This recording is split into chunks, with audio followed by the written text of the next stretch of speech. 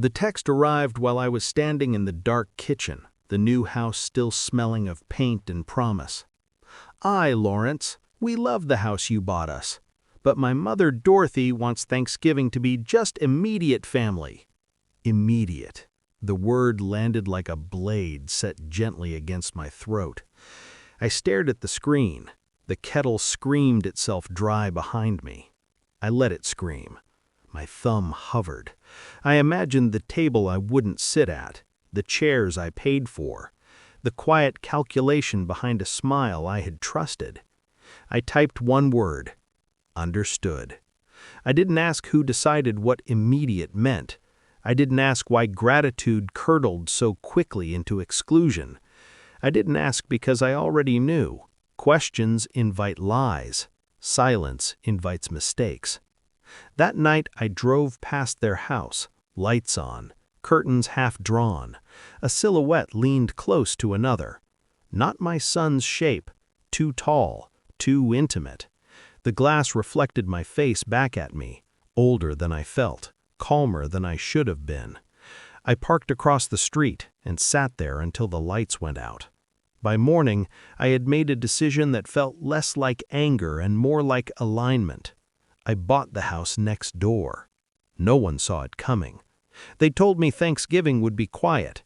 They said Dorothy needed space. They said it with practiced softness, the way people speak when they've rehearsed kindness in the mirror. I listened. I watched. My son avoided my eyes. His wife, my benefactor's heir, overcorrected with warmth. Too much laughter, too much touch. She called me Dad like it was a performance. The betrayal didn't announce itself. It leaked. Small inconsistencies. A car I didn't recognize parked too often at odd hours. A name that slipped once, Mark, then vanished into a cough. The way my son slept with his phone under his pillow like a talisman. I told myself stories to keep the peace, that marriages have weather, that gratitude can coexist with distance, that mothers-in-law become convenient villains. But the house next door taught me otherwise. Walls carry sound, doors remember footsteps. At night, laughter crossed the hedges, lowered, conspiratorial. A male voice, intimate and unafraid. Not my son's cadence, not his laugh. The betrayal wasn't just infidelity, it was choreography. Exclusion wasn't about Dorothy's comfort, it was about clearing space for someone else. I became a neighbor, polite, invisible, precise. I installed cameras, legal angles, shared driveways. I pulled phone records under the pretense of upgrading a family plan. I watched patterns form like frost. Mondays and Thursdays, late, always late. I learned Mark's car. I learned his shoes by the sound they made on gravel. I learned my son's silence, the way he swallowed questions, his shoulders folded inward as if bracing for a blow that never came. Inside me, something boiled and never spilled. I slept well. I smiled easily. I waved. On Thanksgiving morning, I roasted nothing. I ate an apple. I waited. At dusk, Mark arrived, carrying a bottle like he belonged.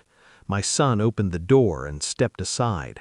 Not surprised, resigned. That hurt more than rage would have. I printed what I needed, time-stamped photos, call logs, a lease agreement I found tucked in Mark's glove box, 6 months. Their house, my house. I set the table next door, one place setting, a folder where the plate should be. I knocked once. They opened to see me framed by my own doorway across the hedge. Warm light, steady posture. My son's wife went pale. My son went still.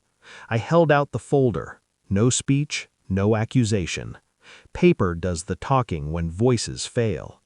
She flipped pages too fast. Mark's name appeared like a confession. Dates, photos. The lease slid free and landed at her feet. My son read slower. His hands shook. When he looked up, his eyes asked a question I wouldn't answer. "I know," I said. It was the only line I allowed myself. She cried, loud, messy. Explanations tripped over themselves and died on the carpet. Mark backed away, already gone. I stayed where I was, composed, finished. I bought the house next door, I said, because you needed immediate family. Silence hit harder than shouting ever could. I needed proximity, I continued, to watch you lie, to see who you really served. I turned to my son. I will not compete with your cowardice. Then to her, you don't get my money, my forgiveness, or my absence anymore. I slid a second envelope across the table, legal, clean, inevitable. Trusts restructured, titles reassigned, Thanksgiving redefined. They had cleared space, so had I. I walked out without waiting for permission. The door closed behind me like a verdict. Back home, I washed my hands. I stood at the window and watched their lights flicker. One by one, they went out. I felt no triumph, no grief, only accuracy. Some families inherit houses, others inherit truths.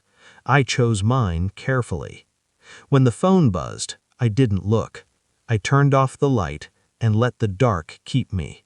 Immediate family.